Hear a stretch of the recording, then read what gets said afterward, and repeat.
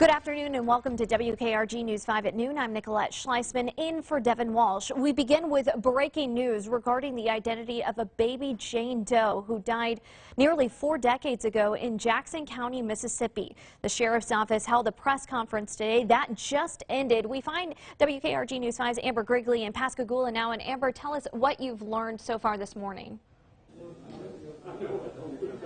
Well, as you can imagine, it was a very emotional morning for both past and present investigators all working on this cold case.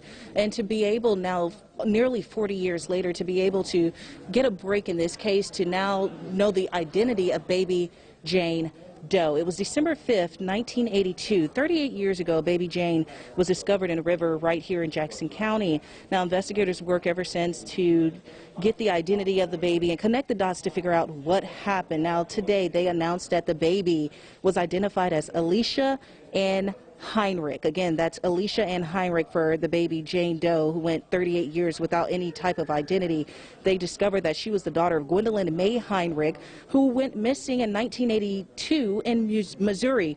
Now, the family, once they were able to connect the dots and locate relatives, they tell investigators that they last saw both Gwendolyn and Alicia on Thanksgiving in 1982. They said that they were traveling with a man who is now discovered to be the suspect, and he is now deceased, and saying that they were traveling to Florida from Missouri to start a new life. So this is still an ongoing investigation. They are still in the works of trying to figure out where Gwendolyn may be. She, at this moment, has not been determined deceased or alive. So, like I mentioned, this is still an ongoing investigation. But coming up at 4, you will hear more from some of the investigators on this case to get that emotional sense of what this meant after 38 years, to be able to get this far in this cold case and not to basically let the cold case go. So you'll have that report coming up at 4 and at 6 o'clock. But for now, in Jackson County, I'm Amber Grigley, WKRG News 5.